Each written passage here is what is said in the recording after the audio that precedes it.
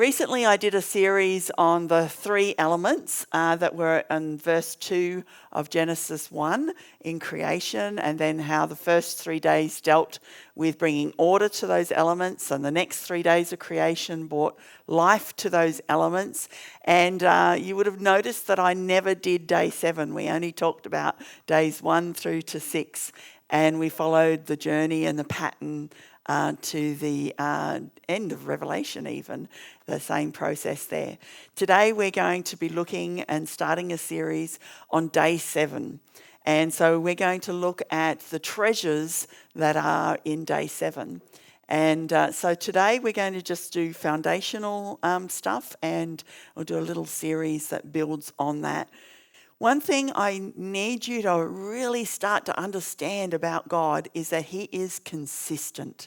He is persistent, He's the consistent, and He's the same yesterday, today, and forever. He doesn't just change His mind and do things differently. And He is very intentional. The Bible has been written by people with the Spirit of God moving on them, and it's been written over thousands of years by different authors, and yet there is a consistency in the language and in the meanings of words that has gone right throughout that time. And so it's incredible to show how God works and how He is so precise. Nature is precise. If you think about nature, how precise nature is. The consistency of the sun rising and setting. The body, the consistency of our body and all the organs and how they function together. There is pattern and design. And God is a God of pattern and design and consistency. And so we're going to look at day 7 because it's the only day that God did not create in. All right? He did no creation on day 7. So let's have a read. It's in Genesis chapter 2, verse 1. It says, "Thus the heavens and the earth were completed, and all their hosts." Everything was completed. It was all done. God had done everything, and He had finished all that was necessary for the earth, all that was necessary for the heavens, the skies around the earth, and the universe around it, like with the sun and the moon inhabited, and all the hosts. Now, the word hosts there, we often think, well, I used to think it meant the stars and the planets and all that type of stuff. It does not. The hosts there is actually to do with spiritual beings and, in fact, an army of servants. And so it's referring to all the spirit world that's necessary to also keep the world as it's meant to be. Like, for example, there's 4 angels that direct the wind for the earth. And so here we're saying in verse 1, it is completed, it is finished, it's accomplished. Everything is accomplished, it's finished, it's done. And now it remains on a cycle, doesn't it? The finish of what God did on those 6 days is now the pattern that the earth is continuing to do. Plants still propagate in that pattern. Animals still breed in the same pattern. Life still functions in the same pattern that we're all set there and upheld by His word, by His creative word in the Genesis when He spoke and things came into line or appeared. It is still being held by His word to this very day. Like our message in communion, the prophetic word that was given in Isaiah is fulfilled in Jesus, and even to this day, that fulfillment we're living from and remembering and partaking in. That's the quality of God that we serve. He is that consistent and persistent in what He does, and He upholds His word.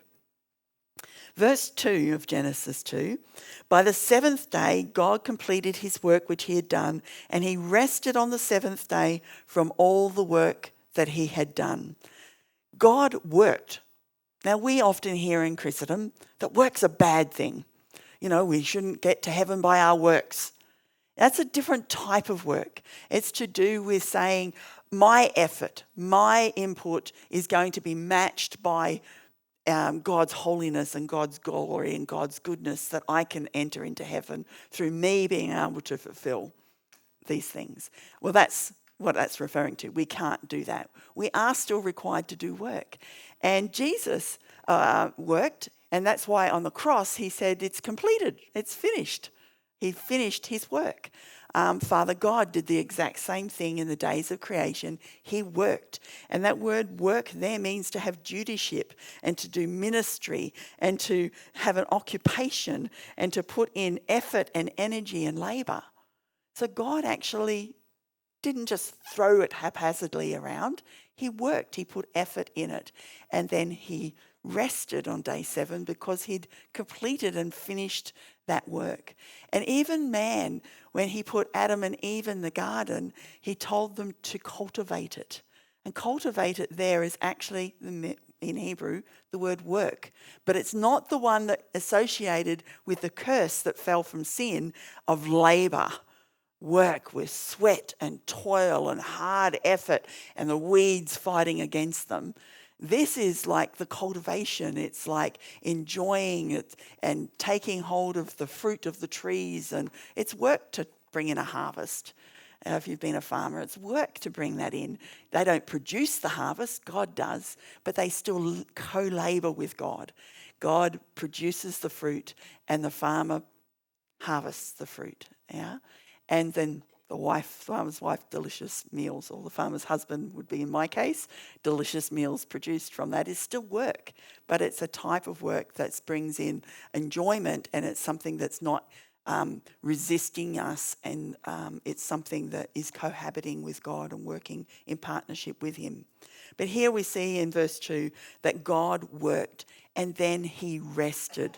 That rest means to desist from exertion. So he was putting exertion in. He was putting thoughts into it. He was putting energy into it. And to rest there is also to cease, to put away something and to be still. The word rest there in Hebrew is spelled S-A-B-A-T. It sounds a little bit like Sabbath, doesn't it? And it is connected, and we will study that further on. But God was the first to do a type of Sabbath, to sit down and to rest and to enjoy everything. And so he rested from all the work that he'd done because it was complete, it was perfect. In verse 3, God blessed the 7th day and sanctified it because he rested from all his work which he had created and made. So God blessed that day. It's something different than what all the other days where he created and said they were good and he was happy and content with them. In this day, he blessed the 7th day. He didn't bless day 6 or 5 or 4 or any of the others, even though he put great effort and thought into what he created, and they were good days. And in the day 6, he said he looked over everything he'd made and it was very good.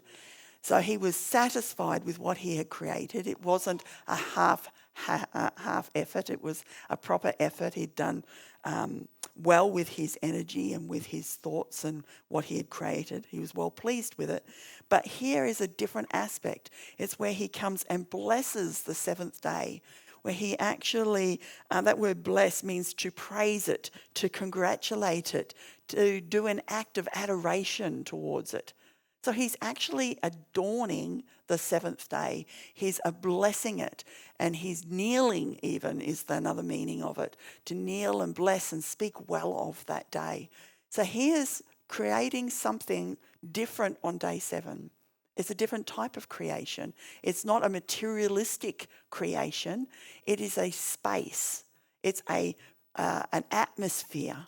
It's a spirit world. It's a place of blessing, a place of peace in that area, of something being good and happy and in health and being congratulated as such in that work. And he also sanctified it. So sanctified it means that he made that day to be holy. He made that day to be pure, and to keep that day as something pure, holy, and clean, There's no effort, no struggle, no striving. It's a day of peace. It's a day of rest. It's a day of blessing. It's a day of completeness, fulfillment, satisfaction. Now, I don't know if you've ever experienced a day like that where you've finished a project that you've been working on for ages and it's worked well and you've got this sense of satisfaction and fulfillment that came from achieving, putting your assignment in or achieving something at work or, creating something. You get this satisfaction from it. That's just a small taste of what God must have had on this day, where he felt completely at peace and at rest. He was satisfied with what he had done. He was pleased with it. And so because of this day of all the work being finished and everything being complete, and now the life cycle continuing from those days, that was a period of blessing. That is the time of saying it's sanctified, it's holy, it's pure. It's pure because it's just pure dedication to honour him and to enjoy what has been created and what has been made, and that day is a special day of blessing. Now, so these are simple concepts for us to get around, but the state of that is something that goes perpetually on. There's a couple of things that took place that happened on days 1 to 6 but didn't happen on day 7. So sometimes we can look at what happened and that tells a story, but sometimes we can look at what's not happening also to tell a story. So with all the other days, God said, and God spoke and said, let there be, let this come into place, and things happened. And God saw that it was good. All right? And he said that for every day except day 2. Day 2 he never said was good. And we've studied the reason why and in that previous series. So all the other days have that cycle, but he never says that on day 7. He never speaks into being anything, nor does he pronounce that day as a good day as such. Instead, it is good because it's finished and it's blessed and holy and sanctified. There's no greater good than holiness and purity. But it's not stated there. The other thing that is different from the other days is all the other 6 days it was evening and morning and day 1, evening and morning, day 2, evening and morning, right the way through to day 6. Every day ended with the statement evening and morning. There was no such statement for day 7. Why was there no such statement for day 7? What is it really telling us? Because God's communicating to us through his word something. And he's saying that day 7 is not meant to have an end. It's meant to be a perpetual. It's something that continues on. And so I asked myself the question, because the next thing that we know about is Adam and Eve sinning. We learn about that and then being cast out of the garden. There's a couple of sentences that paint pictures of their creation and what took place in their forming on day 6. But there's not much being communicated about the time between God saying, I bless this day. Day 7 is blessed and it has no end, to then Adam and Eve sinning. So I asked myself the question, what happened on day 8, 9, 10, however many days passed before Adam and Eve were kicked out of the garden? They spent time in that garden for a period. What period was that time? And it's not really day 8, because we know it would be because the sun rose and set and that cycle has been continuing since God's creation. But for God, it was a continuous day 7. It was a day of blessing that had no end. And from God's perspective, he was creating an environment for mankind to live in. and to remain in and to dwell in. And the cycle of creation from days 1 to 6 would continue. The fruit would continue to grow as a blessing. The sun would continue to rise as a blessing. Sleep night would come and continue to give refreshing to mankind. But all those cycles would continue. But for mankind, who's made in the image of God and communing with God, we were to dwell in day 7. We were to remain in the state of holiness and sanctification and what it would produce for us to live in that environment of blessing and a place of rest with God. And so we were to remain in that. And so we need to think about this for a minute. What do we know about that time period of the continuing of day 7 and up until when sin entered and man then was cast out of that place of rest? I believe the Bible indicates that he wants us to continue into that day 7, to return back to the state that was pre the sinful state. And that's why Jesus, for example, is called the last Adam, because it's like a recreation, going back to this day 7 environment. And so that's what we will continue to study. But I've written down just a couple of things here for us to think about. Man had face-to-face fellowship with God in the garden. We know that because God came down in the cool of the evening to commune with them, and instead Adam and Eve were hiding from him because they'd sinned. And he was surprised at that. Not really, he really knew. But Adam and Eve knew that he was coming and they hid, which means the habit had been such that God came in the cool of the evening to see them because they were prepared by hiding. And so the world would have continued in that cycle over and over again, man and God fellowshipping face to face. But instead, because of sin, God became distant to man and man to God.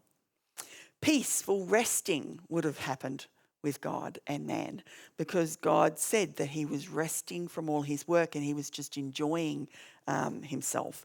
And so he would have continued to do that. Instead, now the enmity and strife came between man and God.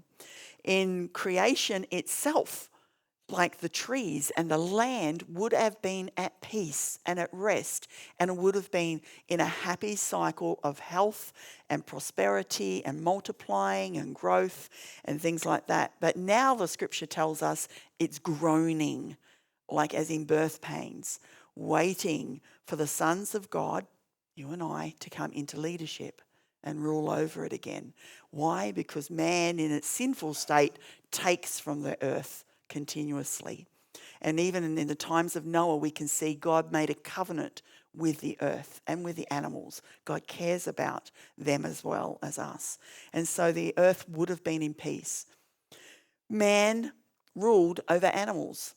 Instead, now mankind is scared of a lot of the animals, and a lot of the animals are scared of us. And yet they were named by Adam and had relationship with Adam and Eve. Keeping guard and cultivating the garden of God. Man was placed in that beautiful, perfect environment that had everything supplied to them. And even though they had to cultivate it in a type of work, there was no toil. But now there's resistance, there's effort, there's weeds, there's barrenness, there's all types of things that the world goes through, the creation goes through, but mankind goes through.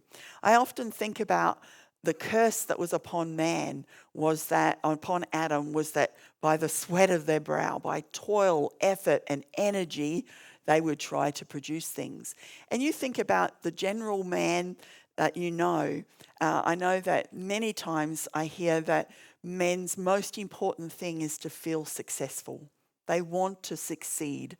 They want to be successful in their work. And it's part of that curse where they're never quite succeeding and getting the success that they're after. And so we would have instead have had that place of success, of rest, of being able to just enjoy what God was providing and keeping it and guarding it and protecting it. Man and animals were enjoying all the food that was grown by trees and vegetation. But after, it became animals eating other animals, and if possible people, and people eating animals. And so that cycle was destroyed. The earth was always having water. It said that there was no rain because the rivers that were in Eden and the dew that rose up in the night watered every vegetation there was. There was no need for rain. But rain, we know, got sent in Noah's time because of man's sin in that world. But we would have instead had no drought, no flooding circumstances. Everything would have been in perfect balance.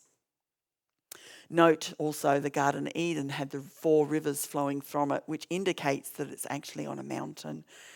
The earth always would have had peace in it between man and woman because they were created where Adam said, she's my bone of my bone, flesh of my flesh, and they were one together. There would have been no strife and struggling between the sexes. We would have appreciated one another.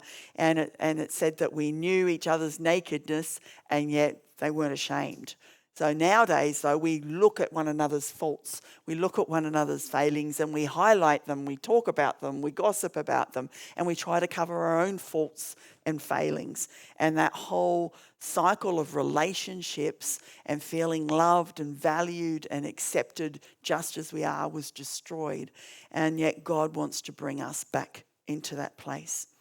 Humans were to be fruitful and rather than experience failure. Mankind was commanded to multiply, and so we were to produce, but we were to produce in the place of life and not in the place of death, and we wasn't to have painful childbirth either. Note the curse that was on Eve was that she would have pain in her childbirth, but it also said her desire would be for a man, for a husband. And again, young ladies in particular, when I was a youth leader, their one goal was just to be found beautiful, to be wanted by somebody, a partner, a gentleman to live their life with. And that was their cycle. And it's part of the curse. It's part of, I'm not saying that it's to break that curse, we've got to not want to be loved or not want to be attractive, but the drive of that, just like the drive of man to be a success, the drive of woman to be attractive is very powerful on our lives. And so here, though, there wouldn't have been any of that. There would have been complete love and value and acceptance of each other. Darkness and evil would have had no power over them. Instead, we were enslaved to sin, death, and we get devoured by the devil. Now, I'm using the language devoured by the devil or by evil, because that was the curse that was given to the enemy, was that he would lose his legs, he would go on his belly, and he would eat dust all the days of his life. And that is not just a symbol of him being on the ground type dust, but the Bible is very clear that man is made of dust. And so he also goes about devouring man to rob, kill and destroy from us. It was part of the curse that he did. Pre that time, that would not have happened. The enemy would not have had that power over us. And finally, we would have been living in that beautiful garden called Eden, meaning pleasure, the place of pleasure and delight and enjoyment, rather than a striving to survive, the insatiable appetite after empty pleasure. We would have had that complete satisfaction and euphoria forever and continuous state. So day 7, whatever happened from the day that God created blessing and sanctified it, and Adam and Eve lived in that state with God in these states, and it would have continued on forever and ever. That was the plan of it, just like the creation was to continue on the other days in that cycle. We were to live in that cycle of day 7, of blessing, of peace, of wonderful excitement, of accepting one another, being valued, having face time with God, etc. But that was destroyed whatever period they enjoyed it, it was taken from us until such time as Jesus came to bring back and restore us into the new creation relationship with God. Is there any significance then to the number 7? Because we have to start thinking about this. This was a special day. Day 7 was very extraordinary compared to all the other days of creation. And so is there then something that cycles through the Bible that shows us that significance of the number 7? And we're going to have a quick look at some of these meanings or some of the things. One of the first things to note is in Hebrew, the number 7 is actually a homonym. Hopefully I pronounced that well, with the word complete or full. So in other words, a homonym is spelt exactly the same, but it's actually got slightly different meanings. And so hence it is believed that the number 7, whenever you see 7 in the Bible, it's referring to saying something is complete, it's finished, it's full, and it's obviously at that satisfied state of life. All right, so obviously that's something that God would have said for day 7, that it is a complete day. It was a finished day. It was a full day. Everything was there that was necessary, and it was something that would continue on. There's a few patterns. So God has intentionally written Genesis chapter 1, the days of creation, and unfortunately, it wasn't until only a few hundred years ago that mankind came along and stuck in the chapters and the verses so that we could identify where the verses were. That did not exist before that. And so we have come along and stuck chapter 2, verse 1 at the end of day 6. But when you actually look at the way the Hebrews write, and they write their poetry and stuff like that, they have a forward and the ending repeating to know that it's a close. And so the first 3 verses of chapter 2 are probably really all part of the very first initial story that God intended to be seen as all one part. And we can see that because there's some significance in the pattern 7, even in the telling of the story. For example, the word God, as the word Elohim in Hebrew there, is repeated 35 times throughout this one telling of the story of creation, which is 7 times divided by 5. Yeah. God saw that it was good, was said 6 times, but there is a 7th time on day 6 where he says it is very good when he looked over everything. So there is again that pattern. There's 6 times it said good, and then very good for the 7th as another indicator that the 7th day is something very special, even though it's not said on day 7. And although each of the 6 days of creation end with the evening and morning, in Hebrew, that statement, there was evening and morning and the whatever day, is actually 7 Hebrew words. So each of the days, if you group them, there's 7 paragraphs in the whole thing, and they all end with 7 letters. At the evening and morning for the 6th, and on the 7th one it actually ends, we'll see in a minute, with 7 as well. And I've got a slide that I'm going to put up just to show you the first verse of creation story.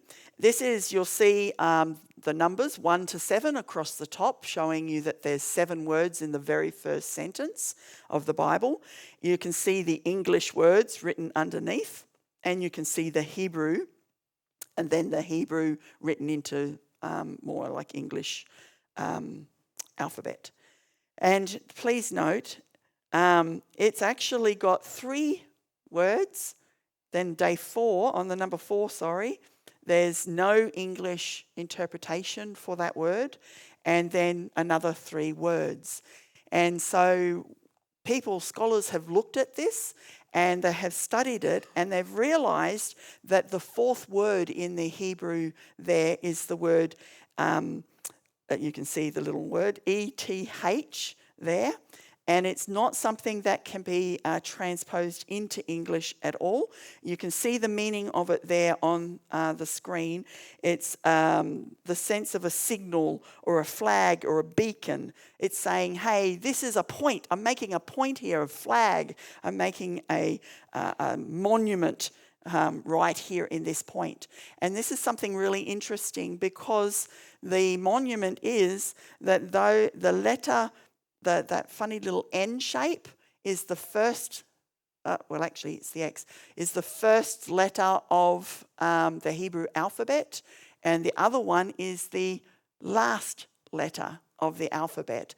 And so it's basically saying that he is the beginning and the end, which we all know refers to I'm Alpha and Omega, the beginning and the end.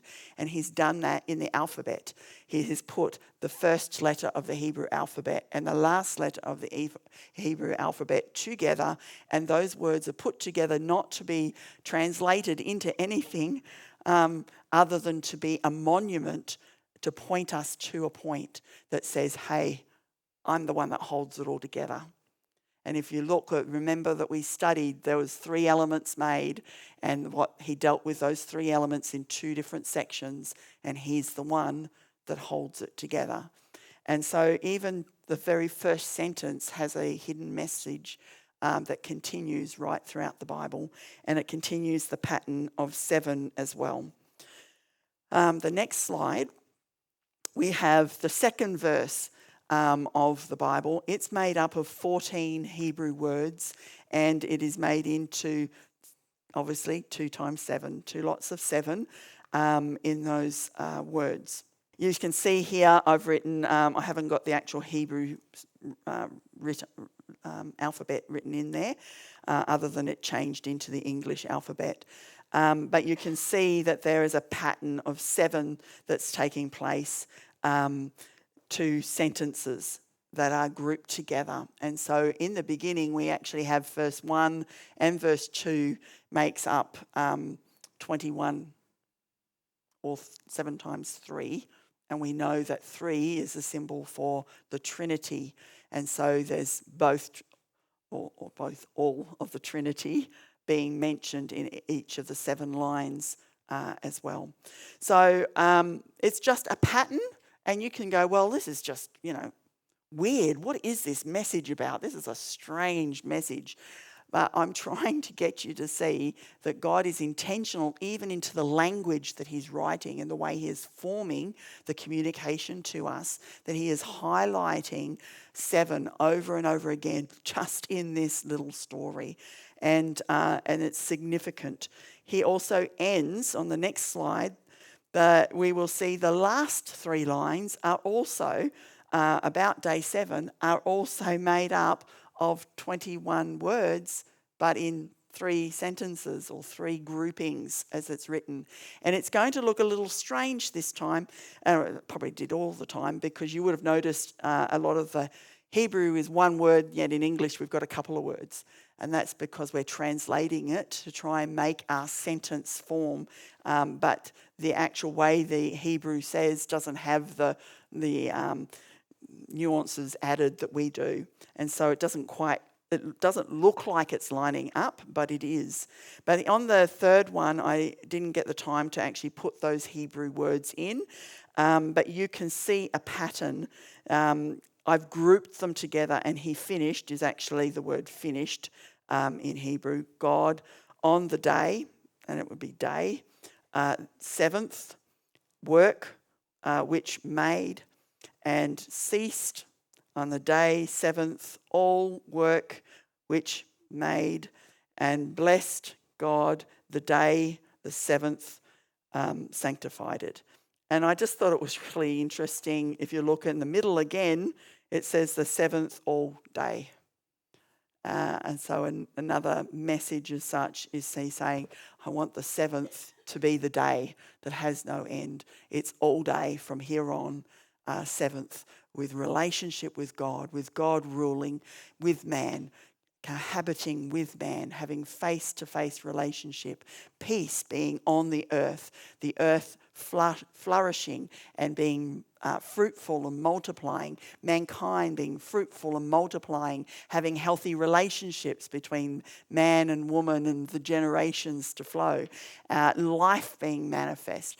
This is the day that God wanted to continue all day. In other words, the season of life, the period that the earth existed was to remain in this state as a continuous. And you can go, well, these are just coincidences. This is nothing. To ignore these coincidences would be foolishness on our part, because these coincidences don't just appear here. They are set, and I've actually only covered a little bit more because some of them are quite detailed. When you have to count the words, like the word earth and the skies and how many times it comes and the multiplications, it's all throughout there, okay? It's riddled right throughout. I've just shown you the ones that are the easiest to wrap your heads around and the easiest to see. There's a pattern that God is saying, and day 7 is definitely, like we saw the last time, the 3 elements have a pattern, and that continues right throughout. Now we also have a pattern of 7 being set. And what its value is, that it's a value of completeness, of fullness, of satisfaction and relationship with God.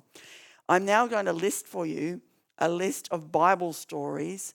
It is not a complete list, but again, I have chosen stories that I think are the most commonly known for us to see how many times 7s appear in that. And there are many, many other odd incidences, like people giving 7 sheep as a gift or bowing 7 times to gain forgiveness. Like, there's just so many incidences in the Bible. But here are some things that we have to understand or grasp to understand these stories even on a fuller level. First of all is the 7 feasts in Leviticus. So they've been given, in the Old Testament, the Israelites were told there were 7 feasts that they must do every year. And those feasts have specific meanings, but there are 7 of them to complete their relationship with God and to keep their relationship in a healthy place pre-Jesus. These feasts. Of course, Jesus comes along and actually fulfills those feasts, and we will look at that in another time. There is also the Sabbath, 7 days, Sabbath day, and then there was yearly Sabbaths. Every 7 years they had to treat as a Sabbath. And then there's the Jubilee, the 49 years, the multiplication of the 7 Sabbath years that then had to also be referred to. So God has set all their holidays up around 7. And even in those holidays, a lot of the holidays ran for 7 days, or had to be on the 7th month, or had to be on the 14th day or the 7th day of a month. Like, it's right throughout it. So when you see it, you'll go, oh my, like 7 really is something that God's trying to say to us, a message here. And even the whole Sabbath cycle is something that he's done as well. But do you know there's a story in the Bible about a really strong man called Samson with his lovely long hair that could never be cut?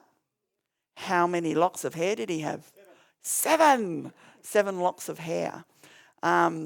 Is that just a coincidence? I think not. And why does the Bible actually tell us it was 7? Because it's making something significant there. Joshua commanded 7 priests with 7 trumpets to lead before the ark and Israel to march around the walls of Jericho, and they were to march around once for 6 days and blow the 7 horns at the end of that. And then on the 7th day, they marched around 7 times in silence, and on the 7th time, they were to blow the trumpet by the 7 priests, and the walls of Jericho fell down. Right? There's a lot of patterning of 7 just in that story. Enoch. Oh my gosh, when I saw this, I was like, oh, Enoch is a man in the Bible that had no end. He was and he was not. That's what the Bible tells us about him. Guess what generation he was from Adam? The 7th. The 7th generation had no end. God is saying something to us. In fact, I think he's yelling it to us. Jacob had to work 7 years for Rachel, but then he was tricked to marry her sister, so he had to work yet again another 7 years. And that connects with a feast, one that we will study further. Pharaoh's dream was about 7 fat cows and 7 skinny cows that came and ate and devoured that. Then there was 7 ears of corn, and then 7 or grain, and 7 skinny ones that came and destroyed that. And it was all about 7 years of abundance that was going to come to Egypt, and how they had to prepare for the 7 years of famine that were going to come. And so they did, and they were saved, but also Joseph, who was sent there to interpret that dream, was the one that actually then saved Israel as well through that period of time. Balaam said to Balak, now Balaam was not doing the right thing. He was with Balak, an evil king who wanted to curse Israel, but to try and be able to curse Israel, he told Balak to prepare for him 7 bulls and 7 rams on 7 altars, so that he could then seek God to hear from what God said. Now, of course, God told him not to curse and to bless instead, but Balaam knew that he had to set up 7s to actually be able to hear from God to get the answer to the situation. Elijah sent his servant 7 times out to go and see in a drought whether a cloud had appeared yet. And on the 7th time, a cloud the size of a man's hand appeared, and then he sent off to the king to tell them to prepare. He lifted up his skirts, in fact, and he ran and told the king to prepare, that the drought was broken and rain was coming. A widow who used to look after Elisha and give him boarding whenever he was in her region, she had a son. She'd never been able to have a son, and she was blessed with a son because she opened her house up and was hospitable to the man of God. And so the barrenness was lifted off her life, and her son died. And Elisha turns up right at the right time after her son has died, and he goes in and lays on the boy, on the dead body, and the boy sneezes 7 times and comes alive. He also tells the widow, hey, there's about to be another drought, a 7-year drought, go away and come back. And she does, and she follows it. Naaman is told, and Naaman is a leader, and he is covered in leprosy, and he seeks Elisha, the man of God, to get healed. And Elisha tells him to go to the river Jordan and to dip 7 times. And on the 7th time, all of his leprosy is healed.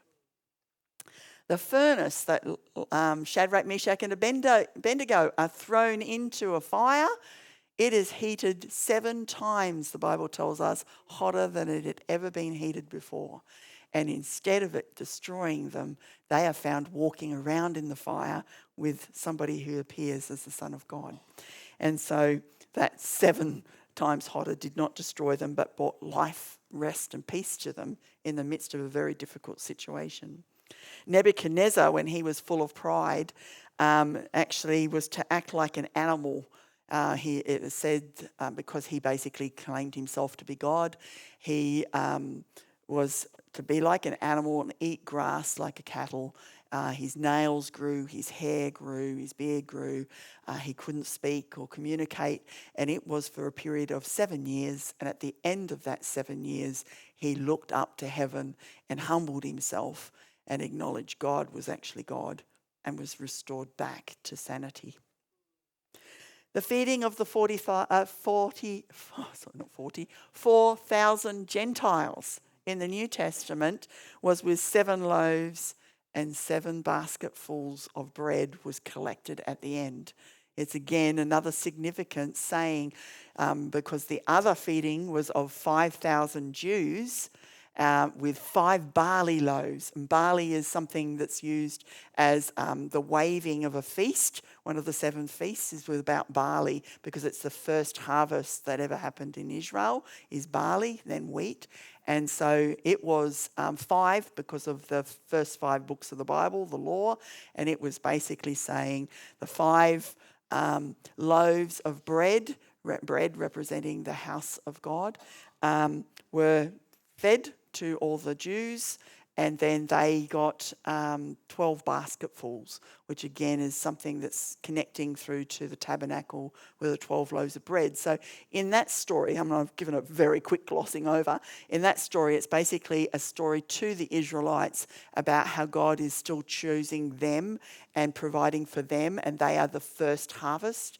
But then the second feeding, which only takes place by the looks of it of a couple of weeks between it, is actually to Gentiles this time, and saying that he's also going to be the bread of life to them, and that he will complete them because they're the ones that have been living in disarray and in the days of curse, whereas the Israelites are in relationship with God and living according to his commandments and getting the Day of Atonement and forgiveness of their sins. So they're already in a cycle of blessing, but the second lot are going to come and be complete, and the Gentiles will be complete. And in fact, the Bible tells us once the Gentiles have come in completely, then the Israelites will come back fully to God too. And so there's a story of hidden value and significance in these, the number 7 being revealed in the loaves. 2 disciples, after Jesus was risen from the dead, the day that he rose, were going to travel 7 miles to a city. And on that 7-mile journey, Jesus appeared with them and travelled on that journey 7 miles with them.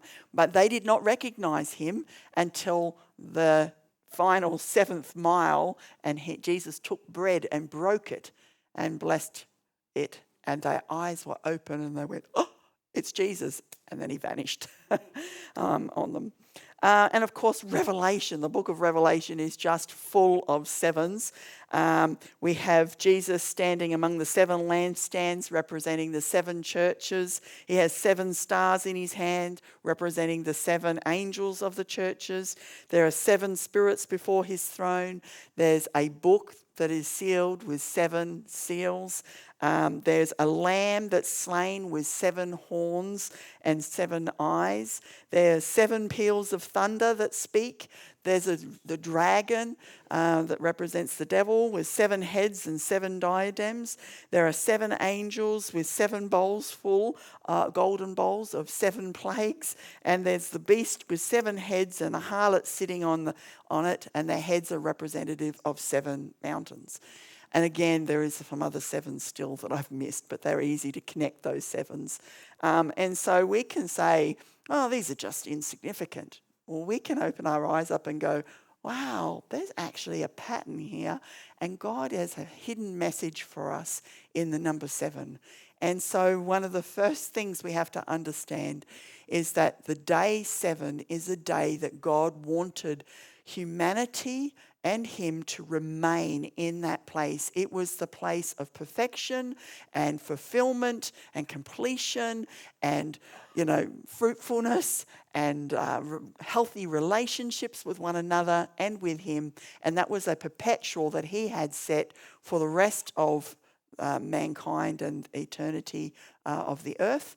But because of the destruction of sin and us disobeying him, we were set on a different path of which he's gone about to repair through Jesus. And so we have to start to understand what Jesus has done for us is bringing us back to that day. When we understand it, we can walk in it. How will they know unless they are told? And so you need to start to think of Jesus as bringing us back to day 7.